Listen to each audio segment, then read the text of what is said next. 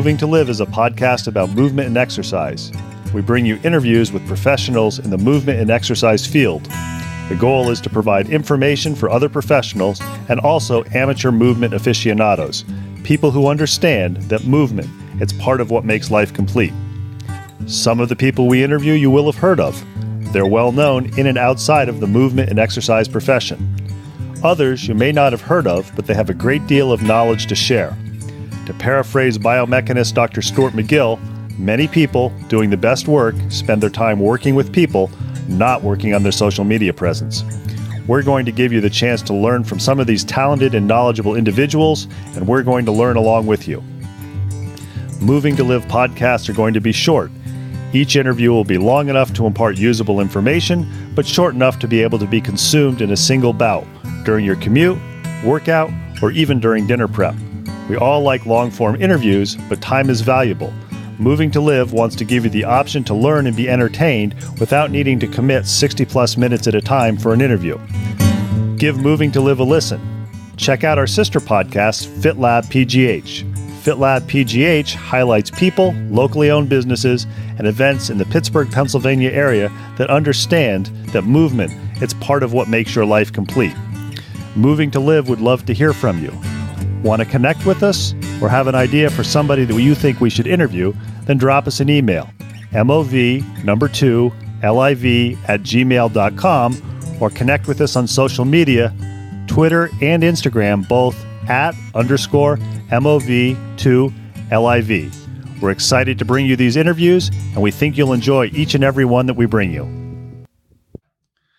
We are back for our second part of our interview with Rick Howard. Rick is an active NSCA member. I reached out to Rick to be interviewed for Moving to Live because I see on social media he's very active with presentations and publications, specifically in regards to correct training of youth and adolescent athletes. I also know he is a co-author of the National Strength and Conditioning Association's long-term athletic development position stand.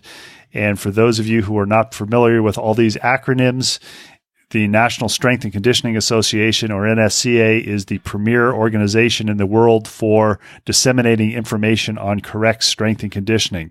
So if you are a youth coach or you are a parent who has kids who are athletes, this has information that directly impacts you and gives you the tools that you need to understand what your coaches are doing, or maybe question what they're doing if you have information that you're able to share with them. And I wanted to bring Rick back for a second interview so that people who were not in the exercise science, health promotion, youth training field could gain from his expertise. Rick, thank you for taking time to speak with us for a second time. Hey, Ben, thanks for having me back. I really appreciate the opportunity. So you can go back 2 weeks in Moving to Live, and you can listen to our first part interview with Rick, where Rick told us his history and how he got to the area. But Rick is somebody who is very active as a practitioner, working with youth athletes on a variety of levels. He presents on it. And I wanted to spend some time with Rick talking about his advice to both youth coaches who maybe don't have the background in the field, but get forced into it because it's like, well, you're a parent, you need to be a coach, or they just enjoy working with kids and want a little bit more knowledge so that they can train their people correctly. So, Rick, I guess my first question for you is, what is the number one piece of advice that you would give to people who are working with youth who maybe don't have the educational background that you or I have? You know, that they're doing it because they want to work with children, or because they have children, they want to be involved with their children's activities. First piece of advice then would be always remember they're kids. So we might look at it in a different context as adults. You know, when you ask a kid after a contest, the first thing that parents or adults usually ask a kid is, did you win? Kids don't really care about winning or losing as much. They will forget that as quickly as the game ended. But what they really want you to ask them is, did you have fun? Or how did you feel after the game? Or what are your thoughts on playing whatever sport it might be? They're a little bit more focused on being kids and enjoying the process. We're, as adults, a lot more focused on the overall product. What were the victories? Are you going to make the playoffs? Are you on the championship team? And that, for a lot of kids, really puts a lot of pressure on them to perform rather than enjoy getting in better shape or enjoy learning more skills and techniques and getting to that next level. And with your area of expertise, what is the age where parents should start asking their kids, did you win versus did you have fun? Or rather, when should did you win become the first question? Or does it never become the first question? Yeah, it's kind of an interesting question. I have not seen a whole lot of research out there that says, all right, around the time that you could say that. But typically, you would think it would be around the age where kids can specialize. And most of the positions on that say that it's roughly around the ages of 14 or 15. So kind of at the high school level is when they really focus on winning and that type, because kids are now getting a little bit more selective in which activities they want to spend more time in. It should be throughout childhood, at least probably up through age 12 or so, or grade 8, that they're actually being exposed to so many different opportunities. And we often kind of look at it that it should be a little bit more of a festival atmosphere of looking at kids' skill development and their enjoyment of what they're doing, more so than saying, my child is the under 10 soccer champ. How many baseball players ever were World Series champs is always something that we refer back to, because it's very, very small list. If you look at the list of top tennis players who were ranked in the top 100 under age 12, very few of them go on to pro tennis. So there's not a really direct link between playing an exceptionally great season at a younger age and future performance. So we need to remember that when we're working with kids so that we can point them in the right direction. I know the NSCA's position paper on long-term athletic development discusses the importance of a variety of activities. We're recording this shortly after the NFL draft for 2017 occurred, and I know you probably saw what I saw, the number of top draft choices that played multiple sports in high school. And I think you hit on something really, really key a few moments ago where you said essentially specialization in a sport isn't really good until the age of, I believe you said, about 14. And could you explain to parents or people who are coaches and want to push a kid to spend more time playing a specific sport why you avoid the specialization prior to about the age of 14? There are a couple of key reasons. One of them is overuse injuries from always playing one sport, often requiring youngsters to move in one direction primarily without developing the necessary skills to move in many different directions. The other one is establishing what we refer to as field sense. So they used to look at that almost in the reaction time category of skills fitness. They've kind of taken that away. But what I mean by that is that oftentimes kids only have one set of skills by playing one sport. So if they end up not playing that particular sport, or all of a sudden your child decides that he or she doesn't want to play that sport anymore, what opportunities have you created for your kids to continue to play sports and to be active? So what we're encouraging parents to do with their children is to make sure that they play a variety of sports. So soccer is an example where you're using a lot of footwork, a lot of agility, but not necessarily a lot of upper body. So maybe you would want to play lacrosse, play basketball, football, whatever, but go through a variety of different sports so that you can develop that sense of where you are in space, where others are in space. And basically what you're looking at doing is being able to reinforce a motor skill patterns that kids need to be successful no matter what sport they end up choosing. If you limit the number of motor skills they develop as youngsters, they have much more limited abilities to transfer that into sports as they get older. Would it be correct to say that you don't want kids to specialize at a young age so that they can work on becoming athletes rather than a really good soccer player or basketball player? Yeah, that would be very correct to state, although there's a caveat to that. There are some sports, gymnastics is often thought of, that are classified as early specialization sports. So that if you don't focus on gymnastics at a relatively early age, you won't be as successful as in the prime ages of gymnastics, which is kind of around high school. So it's like early developing sports, high school, college age for gymnasts. We used to look at it from the framework that most of our Olympic athletes would reach their developmental time frame somewhere between the ages of 25 and 28. So when we looked at it contextually that way, we'd say, well, that's the developmental place we need to go. And if you look at professional sports now, and I think tennis and golf are kind of showing us that older people are now starting to win. If you look at the Olympics and swimming, the last Olympics, we had several competitors well into their 30s winning Olympic gold medals. So what we really are looking for here is to have more longevity of our athletes to continue to perform well.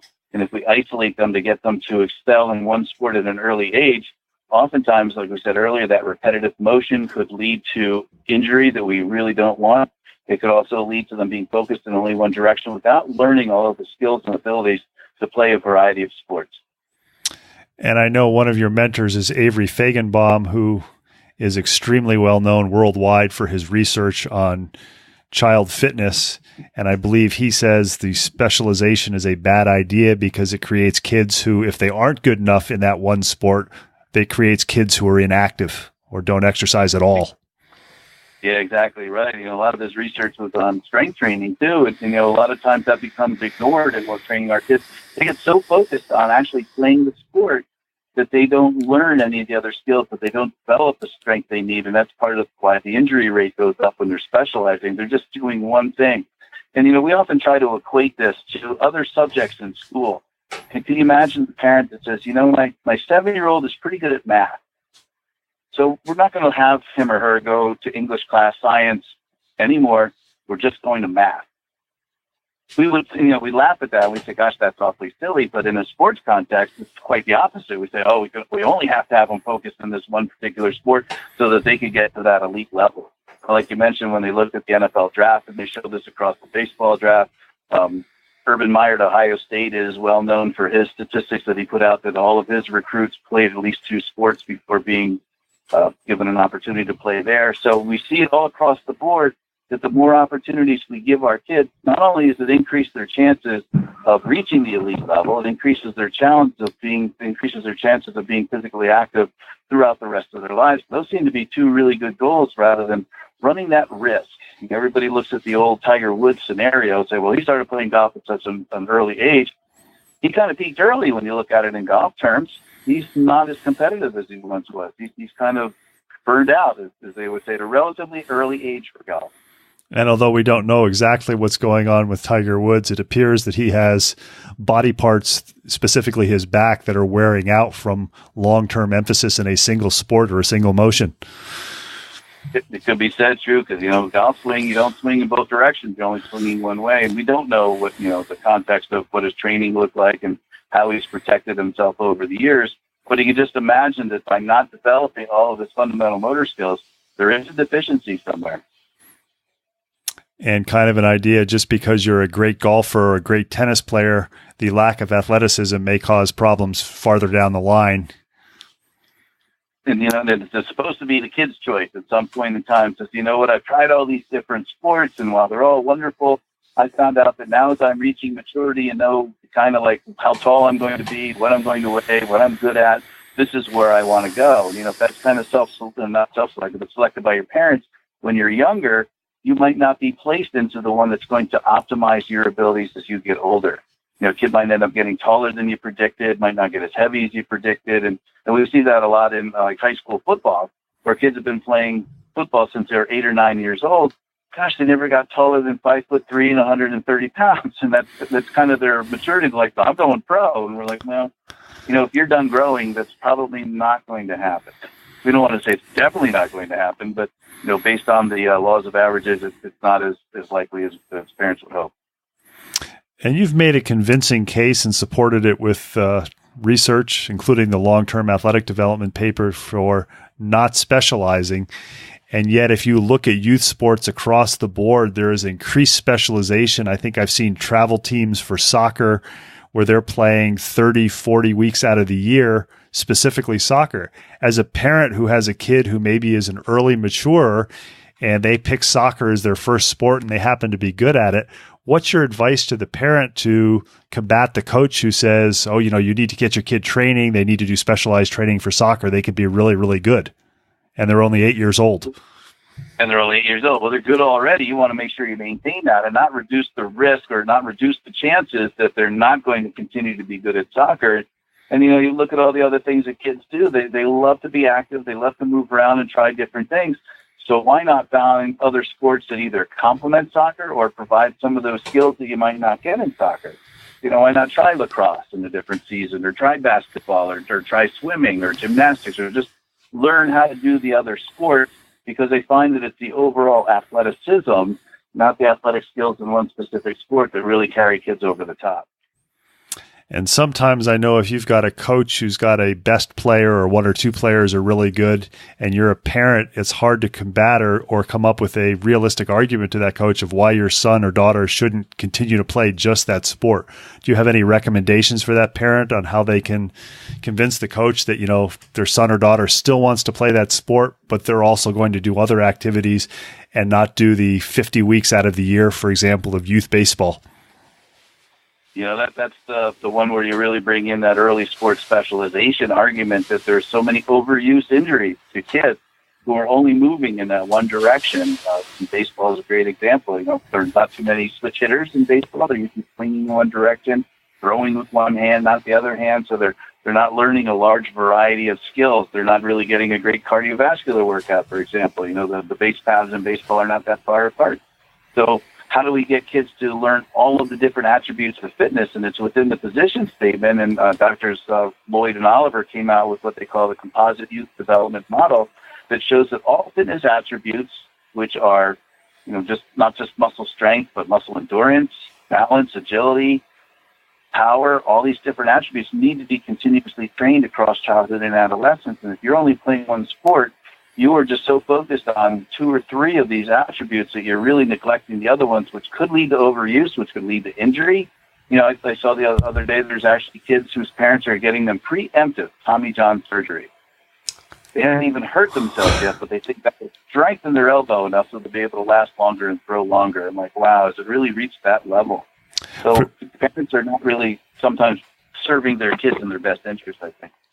For those listeners who don't know what the Tommy John surgery is, it's named after the baseball pitcher Tommy John, who was the first person to have it done successfully.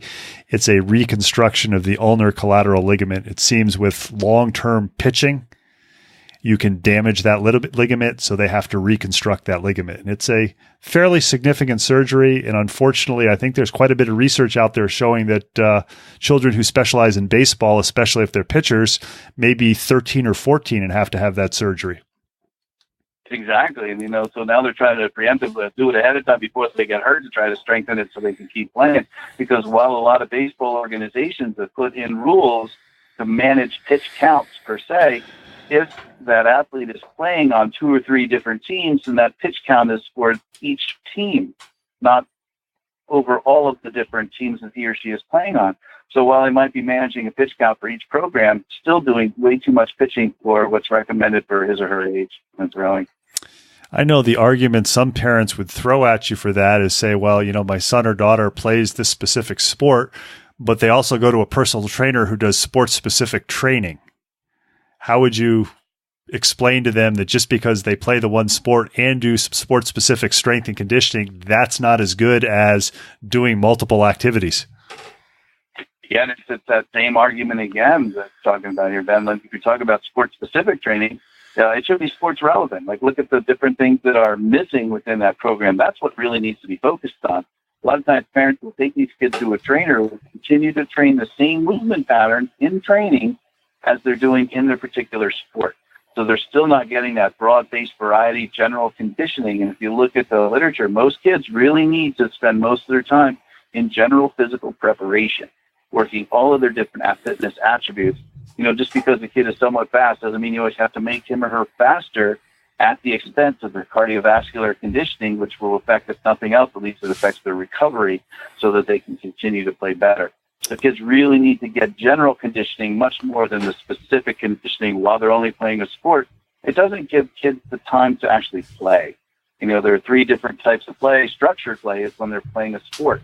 And kids are so focused on that, or at least their parents are so focused on putting them in that, they don't really give kids that time for kids to be kids and to do non-structured play, just to go out and have fun, just to try to do different things. Because a lot of times parents get concerned that, oh my gosh, if I let my son or daughter go out and ride their bikes or go play with their friends, they could fall down and hurt themselves, and then they won't be able to play the sport anymore. So it's kind of a shame we've gotten that far too. I know that you're an active NSCA member, and one of your recreational activities is strongman training. So a question that I think that you're well equipped to answer is, at what age should parents consider starting some sort of resistance training with their children, and what should it be? That's a great question. And being active in the NSCA, we all refer back to, and it was last updated in 2009, NSCA has a position statement on resistance training. We took that position statement in 2015, and in the British Journal of Sports Medicine, we created a consensus statement around strength training for kids. It got the endorsement of the American Academy of Pediatrics, National Strength and Conditioning Association, American College of Sports Medicine, several different groups that were influential that can tell parents that, you know what, kids should be strength training. The age at which they can begin is often thought of as the same age in which they become interested in sports, which for most kids is around 7 or 8 years old. So that doesn't mean they have to be doing a heavily structured program where they're focusing on figuring out how much weight they can lift once and then basing a program off of that.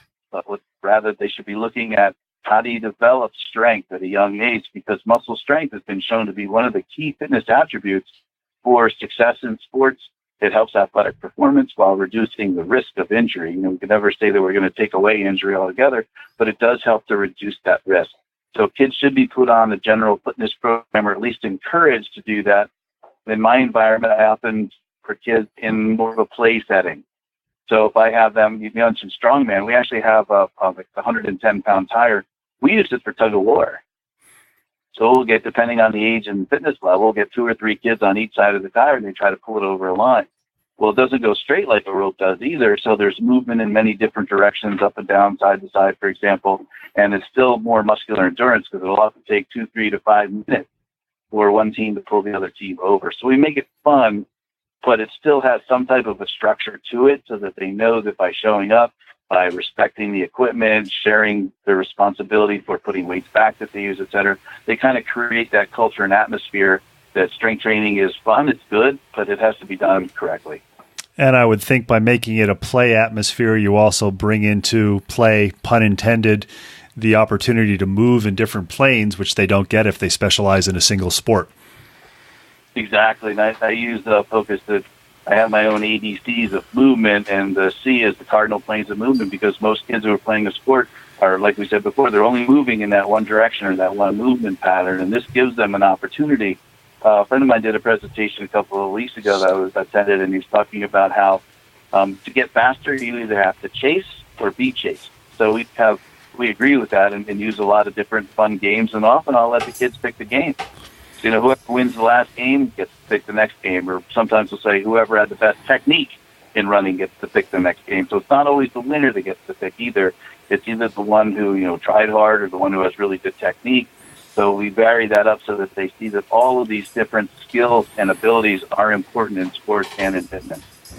And I think it's also showing an example of healthy competition versus unhealthy competition. Well, exactly. You know, nobody really cares that you're the U8 tag champ, right? So, hey, I still have the trophy for that. But once we get to that level, then we know we really have to figure out how we can get this information out to parents and coaches that, you know, the kids at the end of the day, they want to have fun. That's really what it's all about. And if you get them in better shape, and we want them to love sports. You know, we're starting to see that there are fewer kids actually playing sports because they're getting so turned off. And nobody's really asking the kids, what makes sports fun? How can we make that more fun for you? You know, we always blast the video game field, but that's what they do so well. They engage kids so much in the process of getting to that next level of that game. And I think we need to bring that back into sports. We say in our position statement and a lot of the articles that we published that what really needs to be youth-centric. It needs to be focused on the kids. Whereas the way the model is set up now, it really is just a smaller version of the adult model. You know, you have to have not just the games, but then you have to have the tournaments and the playoffs and the championships. Because what's more important for a parent to be able to walk around town with their son's U10 soccer champ jacket on, right? So it becomes really important for them to say, you know what, my kid's a natural athlete just like I was. So we've created that culture. I know that Moving2Live has a sister podcast, FitLab PGH, and I was chatting with one of our interviewees who is the event director of the Rachel Carson Trail Challenge, which is a 30-plus mile hike, not a running race. And he said that he had noticed that many people aren't doing this sort of thing because they enjoy it. They want to be outside in nature, but they're doing it kind of as check the box. It's like, okay, I did a trail challenge. Now I'm going to do a 100-mile bike ride or something else. Whereas people like you and me who are, I guess we could say middle-aged, the activities that we do, whether it's strongman for you or for me being outside running and biking, are simply because we enjoy doing that. And if we happen to get an award or a trophy, well, that's just an added bonus. Absolutely right. Yeah, we just love doing it. I just found it to be a fascinating way to train. So, there is something they call the principle of self-selection, and most of us will choose a sport and activity that we tend to be good at, especially as an adult. But it brings up a really good point. Like, kids don't know yet. So to pigeonhole them into saying, well, this is what you're going to be good at when you get older, there's so many other factors that will come into play with their development, maturity, their social stats, the kids they hang around with, whether they have a positive or negative experience on the team, and of course, whether or not it was fun. That'll help to determine that later in life. I mean, I fell in love with strength training when I was in 7th grade, so I've been doing it ever since then. So, we kind of get those things that we like, and I've used it as a vehicle to generate a career for myself, essentially. But it was always the foundation of what I did for sport. We've got some excellent information for parents to think about. I know I confessed to you before we started recording that I am a guilty pleasure watcher of some of these television shows for youth football. And I'm just shocked at what some of the coaches do and how the players and parents are treated. For somebody who's listening to this, who is getting involved in coaching, and they don't have a background in the strength training and in the coaching like you do or like I do, what are 2 or 3 tips that you can give to them so that they can give the kids a fun experience and a safe experience? Yeah, it's a good point. It's parents generally they have a different notion, I think, sometimes. And at the end of the day, I think parents really want their kids to be happy. And they sometimes think that what they're doing is really for the best of their kids. So we're certainly not saying that parents intentionally do something just because parents want to have the success from it. We believe that parents want what's best for their kids. So we think that by listening to podcasts like this and getting more information from sources, because a lot of the evidence is out there right now that says that it's really all about the kids, making it fun for them and bringing it to their level, giving them experiences so that they'll want to be physically active. So we mentioned the NSCA before, who now has on their website, there's an LTAD segment where we're starting to provide information for parents. So I think getting information out there that parents can see and recognize and start to turn the tide, so to speak, so that we get kids back into the game so that they can play the sport. Tom Barry, who is a reporter for ESPN, who was recently let go, I heard, unfortunately, but he created a program with the Aspen Institute called Sport for All. And he has some excellent information on his website in terms of what parents should know, how we could level the playing field for all kids so that sports become fun. Even if you go so far as to look at the U.S. Olympic Committee, all of the national governing bodies of Olympic sports have embraced the long-term athletic development concept, and each sport within the U.S. movement has created what they call an American development model. So they have a model specific to that sport, but every one of those models has within it that kids between the ages from birth to age 12, more or less. It has overlaps, but up to about age 12, should be sampling a variety of sports. And this is going all the way back to our Olympic movement. Many of those sports then connect to professional sports, but they're saying right now kids should have a variety of opportunities to play a variety of sports across seasons, across different surfaces. And so I think that's an important way for parents to look at it. Go, if all these organizations are saying this is the way to go, parents should consider that for the best interest of their kids.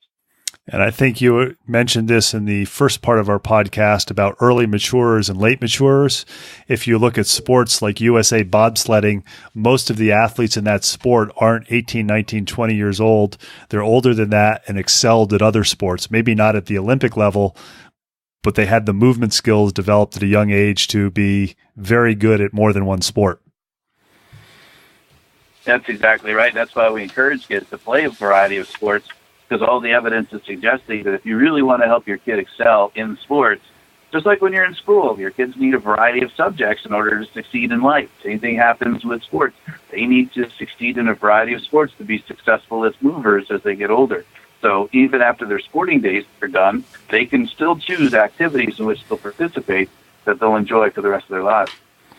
Probably when you and I were in school, we took skills class in our physical education majors, and they had certain skills that they called lifetime sports. Yeah, I think that's really a misnomer because that kind of comes at it from that adult perspective. And I have this conversation with my students quite regularly. Like, if you look at those lifetime sports, many of them, like you mentioned before, move only in one place. Walking, jogging, running, swimming, hiking, biking. And a lot of them are relatively low-level skill sports. So that shows us that we really have not given our kids the opportunity to create for themselves any sport, any activity. You know, most people wouldn't consider strongman to be a lifetime sport. But, you know, I'm, as you said, middle-age-ish. I can still do it because I have those movement skills. I learned those capabilities at a younger age and continue to practice them. Whereas if we don't give our kids that opportunity, we really limit what sports and activities they can participate in as they get older. We've been talking with Rick Howard. Rick is one of the co-authors of the NSCA's long-term athletic development. He is an amateur lifetime strongman competitor, and he has given us some really valuable information. If you are a youth coach or a parent of a child athlete, I think you want to listen to the whole interview, but I think the key points are educate yourself, and there'll be some links in the show notes for you to find information. Make sure the kids are having fun. And probably the overemphasizing thing is don't let your kids specialize in a sport too early, or you may find out that you have an adolescent who does not want to be active because they peaked at an early age and don't understand how to do other movement patterns. Rick Howard, thank you for taking time for chatting with Moving to Live. Ben, thank you so much for the opportunity. Really appreciate it. Thanks for listening to the latest episode of Moving to Live. Make sure you check out the show notes for contact information for our latest guest, as well as links about all the things we talked about. Intro and exit music is Traveling Light by Jason Shaw. You can subscribe to us on Stitcher, iTunes, and Google Play, and be notified about a new episode release. Have any questions, comments, or suggestions? Drop us an email, mov2liv@gmail.com. Connect with us on social media, Instagram and Twitter, both @_MOV2LIV. Please tell your friends about Moving to Live. We're a go-to place for information for movement and exercise professionals and amateur aficionados who understand that movement is part of what makes your life complete. Until next week, keep on moving.